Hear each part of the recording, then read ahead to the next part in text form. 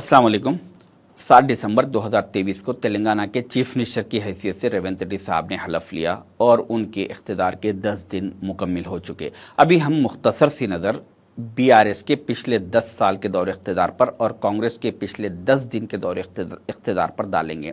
महमूद अली साहब बीआरएस में हमेशा से मुसलमानों की नुमाइंदगी के तौर पर जाने जाते हैं और शब्बीर अली साहब कांग्रेस में मुसलमानों की नुमाइंदगी के तौर पर जाने जाते हैं। पिछले 10 सालों में केसीआर साहब और महमूद अली साहब ने मुसलमानों के लिए क्या किया और रेवंत रेड्डी साहब शब्बीर अली साहब ने पिछले 10 दिन के दौर इख्तिदार में क्या किया, वो अगर आप जानेंगे तो आप हैरत करेंगे। 2014 में केसीआर साहब जब चीफ मिनिस्टर बने थे उस वक्त उन्होंने उनकी एक नेम प्लेट लगवाई थी जिसमें उर्दू में नाम तहरीर नहीं था। उस वक्त मैं और कांग्रेस के तमाम लीडरों ने एहतजाज किया, इल्तिजा की, आवाज़ उठाए, चीखते चिल्लाते रहे कि उर्दू को नज़रअंदाज मत कीजिए, मगर पिछले 10 सालों में कभी जो है सो उस पर सुनवाई नहीं हुई।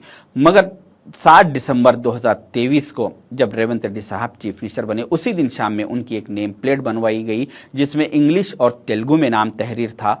तो 8 दिसंबर के दिन सुबह सोशल मीडिया पर उस पर एहतजाज दर्ज किया गया।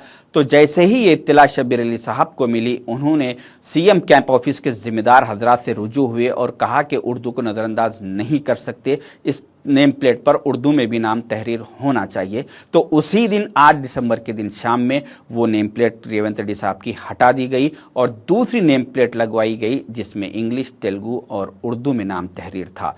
तो ये छोटे छोटे चीज़ें बताती है कि बीआरएस में मुसलमानों की अहमियत क्या थी और कांग्रेस में मुसलमानों का मुकाम क्या है। जो काम महमूद अली साहब 10 सालों में नहीं करवा सके वो काम शब्बीर अली साहब ने 10 घंटों में करवा दिया। तो दूसरी अहम बात, केसीआर साहब और महमूद अली साहब ने पिछले 10 साल के दौरे इख्तिदार में तेलंगाना के पब्लिक सर्विस कमीशन डिपार्टमेंट में से सारी की सारी मुसलमानों की नुमाइंदगी को ख़त्म कर दिया। रेवंत रेड्डी साहब और शब्बीर अली साहब ने पिछले 10 दिन के दौरे इख्तिदार में शाहनवाज कासमी साहब को as a CM secretary appoint करके मुसलमानों की नुमाइंदगी को बढ़ा दिया। केसीआर साहब और महमूद अली साहब ने पिछले 10 सालों के दौरे इख्तिदार में तेलंगाना के तमाम यूनिवर्सिटीज से मुस्लिम वाइस चांसलर्स को बर्खास्त कर दिया गया।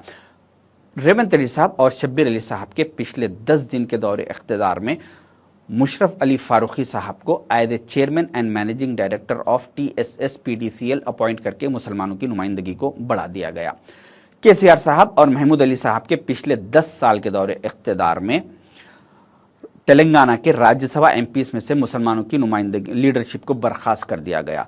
रेवंत रेड्डी साहब और शब्बीर अली साहब के पिछले 10 दिनों के दौरे इख्तिदार में सैयद अली मुर्तज़ा रजवी साहब को as a chairman and managing director of Transco and Genco appoint करके मुसलमानों की नुमाइंदगी को बढ़ा दिया गया।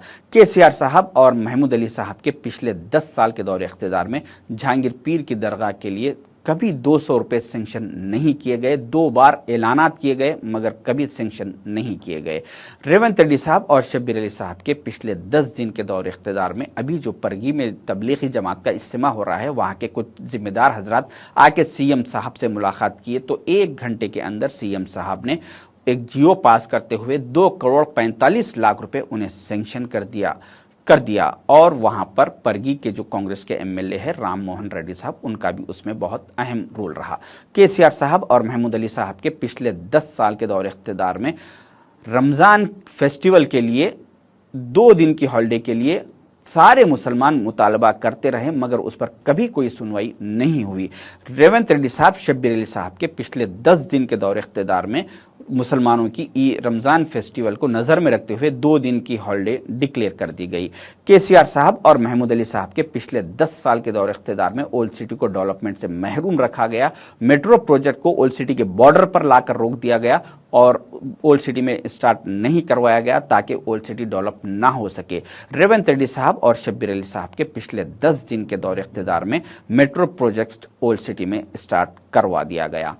मुझे अच्छी तरीके से याद है कि शब्बीर अली साहब के फार्म हाउस पर आज से 4 महीने पहले मैं रेवंत साहब और शब्बीर साहब डिनर कर रहे थे। उस वक्त शब्बीर अली साहब ने रेवंत साहब से कहा कि रेवंत जी हमारी हुकूमत आने वाली है। जिस तरह से केसीआर साहब ने ओल्ड सिटी को डेवलपमेंट से महरूम रखा, मेट्रो स्टार्ट नहीं की। हमें चाहिए कि 1 महीने के अंदर वहां पे ओल्ड सिटी में मेट्रो प्रोजेक्ट को आप स्टार्ट करना पड़ेगा। तो रेवंत रेड्डी साहब ने कहा कि शब्बीर भाई, हम ये काम 1 महीने में नहीं करेंगे, बल्कि सिर्फ 1 हफ्ते में हम ओल्ड सिटी में मेट्रो को स्टार्ट करके बताएंगे।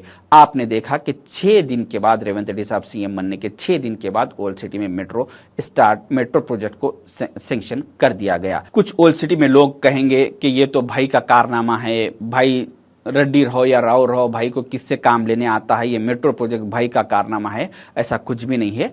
भाई का भी एक डायलॉग है कि रेड्डी रहो या राव रहो, काम लेने तो हमें आता है। मगर राव 10 साल से थे, भाई क्यों काम नहीं लिए? भाई के हाथ में राव की गाड़ी की स्टीयरिंग थी, मगर वो स्टीयरिंग कभी ओल्ड सिटी को नहीं आई।